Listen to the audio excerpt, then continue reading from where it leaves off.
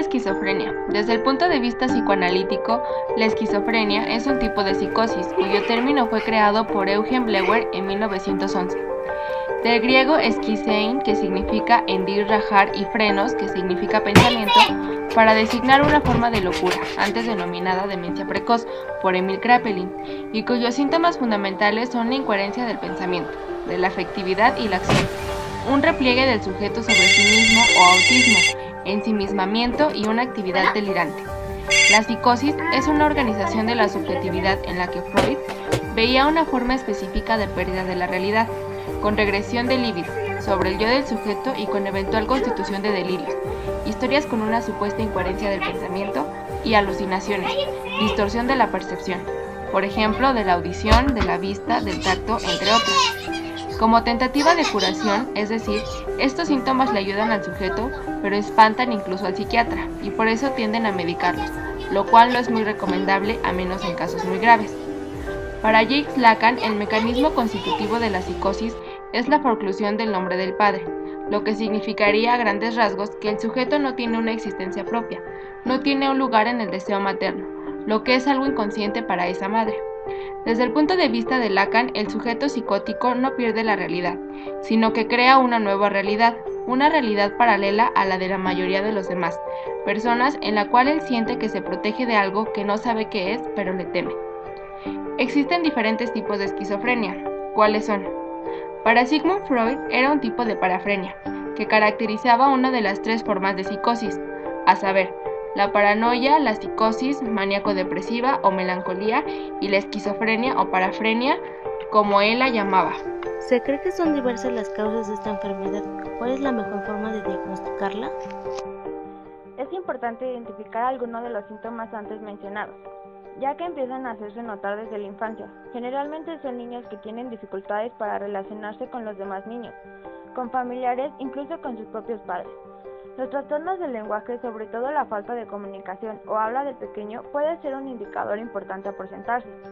No obedecen fácilmente las reglas o normas.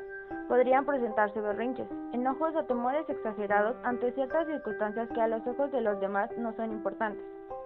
Se exponen constantemente a situaciones riesgosas, pues no miden el peligro, trastornos en la alimentación, etc. ¿Los pacientes llegan a ser conscientes de su enfermedad? En algunos casos ya tratados, sí. El paciente en un momento dado sabe que está teniendo alucinaciones.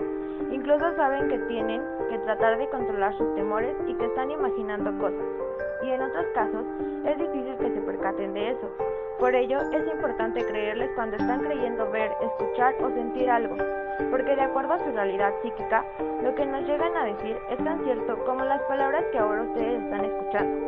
Es importante observar qué cosas, personas o situaciones pueden desencadenar en un paciente esquizofrénico un gran temor o angustia, que generalmente los denominan como brote o crisis. Posterior a un tratamiento determinado, ¿pueden los pacientes llegar a tener una vida normal? No es recomendable utilizar la palabra normal, pues el término es muy ambiguo. Pero además, ¿quién es normal en este mundo? ¿Desde dónde y quién tendría el juicio moral para decir que es una persona normal? Hay individuos que no son esquizofrénicos y hacen cosas incomprensibles e incluso aberrantes. ¿Han visto a alguien así? Ahora bien, regresando a la pregunta, es importante mencionar que si el paciente recibe un tratamiento oportuno y especializado, puede llegar a ser un sujeto funcional en su vida y dentro del ambiente en el que se encuentra, escuela, amistades, trabajo, etc., siempre y cuando la familia esté dispuesta a ayudarle, pues ésta también tendría que incorporarse al tratamiento, solo que no siempre participa en lo necesario e incluso ante la mejoría de su familiar, tienden a suspenderlo o incluso la familia se sigue, mecanismo de negación, ante la problemática y nunca es atendida a la persona. La familia es un factor importante durante la enfermedad. ¿Qué papel juegan los familiares en el proceso de recuperación? Como ya fue mencionado, el papel de la familia es sumamente importante, porque pueden ayudar a su familiar o pueden dejarlo en un completo desamparo e inexistencia, obstaculizando su funcionalidad. En su opinión, ¿qué papel juega la sociedad en esta enfermedad? Esta me parece una pregunta muy interesante, porque aunque este tipo de estructura psíquica tiene mucho que ver con el propio sujeto, con ese lugar que ocupa dentro de su núcleo familiar, así como con la historia de la misma familia. Habría que indagar en cada caso qué estamos haciendo como sociedad, e incluso qué han venido haciendo todos los gobernantes de cada país, porque esta enfermedad no es privativa de México, se da en muchas otras partes del mundo, que hayan o estén provocando que este tipo de estructuras psíquicas vayan en aumento.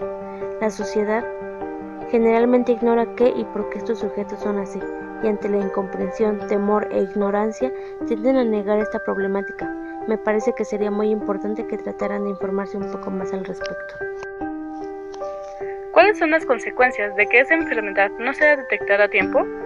No querer ver esta problemática sumergiría no solo al sujeto que la padece, sino también a la familia, a vivir situaciones muy difíciles, tales como problemas emocionales, sociales, familiares, económicos e incluso legales, porque se produce un tremendo desgaste que finalmente puede acabar destruyendo al núcleo familiar, pero también afecta a terceros. Un ejemplo de ello son todos aquellos sujetos que acaban cometiendo asesinatos en masa, sin razón aparente, que matan a personas que nada tienen que ver con ellos. Sin embargo, en sus delirios o alucinaciones, se torna muy necesario, pero incomprensible para los que estamos alrededor.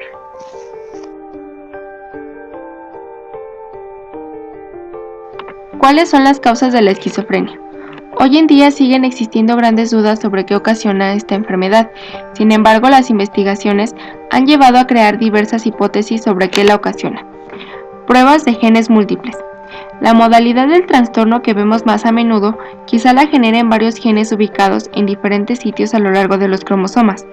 Esto aclararía por qué debe haber diferencias de gravedad en quienes padecen el trastorno, de leves a graves, y por qué el riesgo de sufrir esquizofrenia aumenta con el número de parientes afectados en la familia. Influencias neurobiológicas. Se propone que tal vez dos neurotransmisores, la serotonina y la dopamina, expliquen algunos de los síntomas de la esquizofrenia, en particular los positivos, como las alucinaciones y los delirios. Estructura cerebral. Una de las observaciones más confiables acerca de la gente que padece esquizofrenia comprende el tamaño de los ventrículos. Estas cavidades llenas de líquido mostraban una dilatación en algunos, aunque no en todos los pacientes. Los ventrículos alargados se observan más a menudo en los varones que en las mujeres.